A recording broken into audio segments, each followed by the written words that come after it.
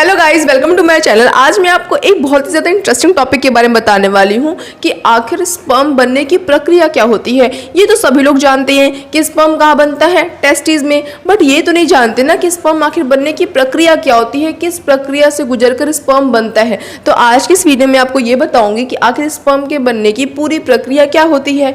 अब सबसे पहले एक बात बताओ, ये तो सभी को पता है बट दोबारा से मैं एक बार रिपीट कर देती हूँ कि आखिर स्पर्म कहाँ बनता है। तो आपका एक सिंपल सा आंसर होगा कि स्पर्म आपके टेस्टिस में बनता है। ठीक है, अब देखो एक बात और, जो मेल होते हैं उनके पास दो टेस्टिस होती हैं। ठीक है, जो जब उसका जो प्लूरल फॉर्म होता है वो होता है TES लगा होता है, और जो सिंगुलर टेस्टिस की जब हम बात करते हैं तो वो होता है TES। तो देखो स्पर्म कहाँ बनता है, टेस्टिस में। कौन सी टेस्टिस में? दोनों टेस्टिस में। ठीक है, अब जो टेस्टिस होता है ना वो कहाँ होता है, एब्डोमिनल कैविटी के बाहर होता है। ये तो मैंने आपको कई बार बता रखा है कि स्पर्म को बनने के लिए जो शरीर का तापमान है उससे कम तापमान की रिक्वायरमेंट होती है, इसीलिए जो आपका टेस्टिस होता है वो कहाँ होता है, आपकी बॉडी की यानी कि एब्डोमिनल कैविटी के बाहर होता है। ये बात तो समझ में आ गई।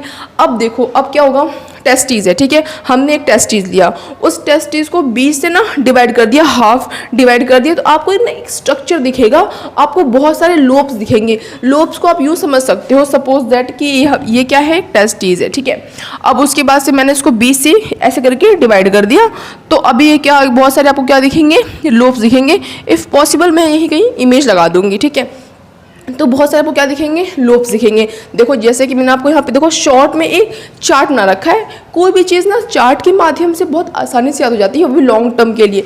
तो देखो मैंने एक चार्ट बनाया हुआ है, स्पर्म कहाँ बनता है, टेस्टिस में। टेस्टिस को जब हम डिवाइड करते हैं ऐसे तो हमें क्या दिखते हैं, लोब्स दिखते हैं।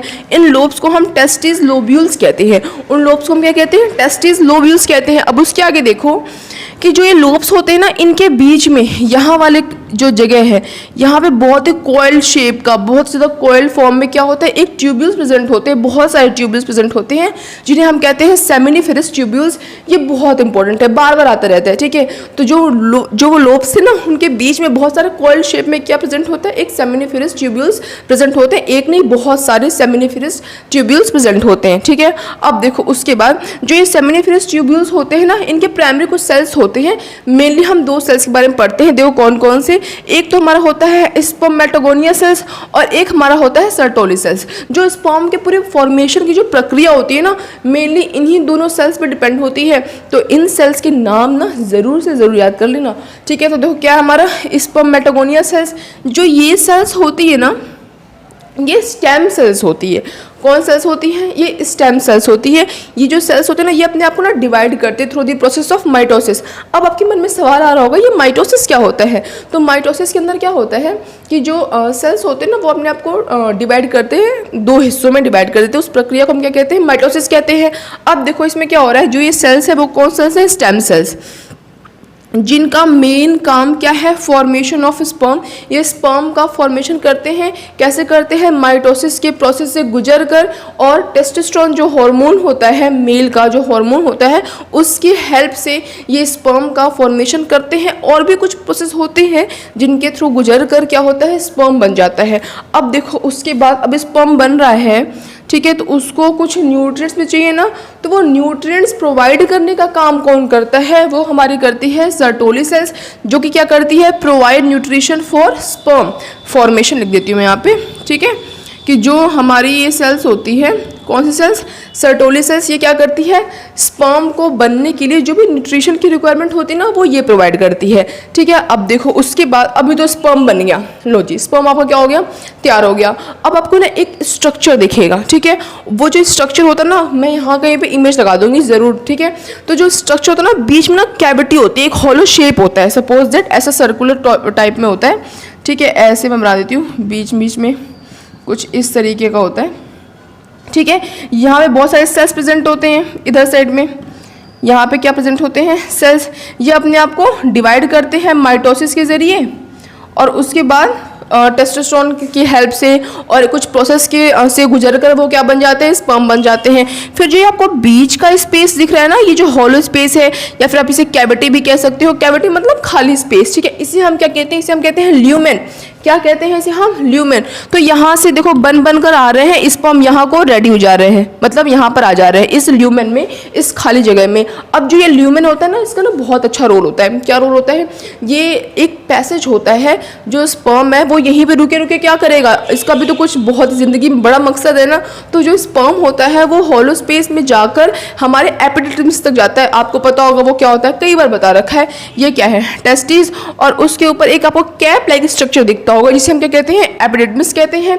यहाँ पर जो स्पर्म होते हैं वो जाते हैं और वहाँ पर जाके क्या करते हैं, स्पर्म स्टोर होते हैं और मैच्योर होते हैं। क्योंकि इन फॉर्म में यहाँ पे जो स्पर्म होता है ना वो मैच्योर होता है, कुछ दिनों में मैच्योर होता है। उसके बाद क्या होता है, ये तो सभी जानते हैं, कई बार बता भी रखा है कि जो ये ट्यूब होती है, इस ट्यूब को क्या कहते हैं हम, वास डिफरेंस कहते हैं। तो स्पर्म तो बन गया, मैंने बता दिया स्पर्म कैसे कैसे बना। अब स्पर्म बन गया, ल्यूमेन के थ्रू होते हुए जो स्पर्म था वो एपिडिडिमिस तक चला गया, वो वहाँ पे मैच्योर हुआ होगा। अब इजैकुलेशन हुआ होगा अगर सेक्सुअल इंटरकोर्स हुआ होगा तो उसके दौरान क्या होगा, जो स्पर्म होगा वो अंदर ही तो नहीं रहेगा ना, बाहर आएगा ना। तो बाहर आने के लिए वो सहारा किसका लेता है, जो आपको ये ट्यूब दिख रही है ना, इसे क्या कहते हैं हम, वास डिफरेंस। यहाँ से एपिडिडिमिस में मैच्योर हुआ, वहाँ से मैच्योर होने के बाद इजैकुलेशन के दौरान, ठीक है, यहाँ से वो जाता है। उसके बाद जो हमारे प्रोस्टेट ग्लैंड होते हैं, सेमिनल वेसिकल्स होते हैं, ठीक है, सेमिनल जो वेसिकल्स होते हैं, इनसे कुछ रिसाव निकलता है, कुछ इनके फ्लूइड मिलते हैं, उन सबको मिलाकर वो क्या बन जाता है, सीमेन बन जाता है। अभी तो हम स्पर्म पढ़ रहे थे ना, स्पर्म में और सीमेन में अंतर क्या होता है ये तो मैंने ऑलरेडी बता रखा है। तो उसके बाद से क्या हो जाता है, उसके अंदर कई सारे फ्लूइड्स वगैरह ऐड होते हैं। उसके बाद जो आपको ये पैसेज दिख रहा है ना, इस पैसेज को क्या कहते हैं हम, यूरेथ्रा। क्या कहते हैं, यूरेथ्रा, जो कि एक कॉमन पैसेज होता है स्पर्म के आने का भी, या फिर आप सीमेन के आने का भी कह सकते हो, और यूरिन के आने का भी। ठीक है, अब आपके मन में एक और सवाल आ रहा होगा कि क्या स्पर्म और यूरिन एक साथ आ सकता है, तो उसका जवाब है नो। जब आपका यूरिन आता है तो स्पर्म नहीं आता, नहीं सीमेन नहीं आता। जब सीमेन बाहर आ रहा होता है तो यूरिन बाहर नहीं आ सकता है। तो आज के इस वीडियो के लिए बस इतना ही। मैं उम्मीद करती हूँ गाइस आपको आज की वीडियो बहुत ज़्यादा इंटरेस्टिंग लगी होगी। ऐसे और इंटरेस्टिंग टॉपिक्स के लिए मेरे चैनल को सब्सक्राइब जरूर करें, और अगर वीडियो पसंद आई हो तो उसे एक लाइक ज़रूर करें। That's all, bye guys.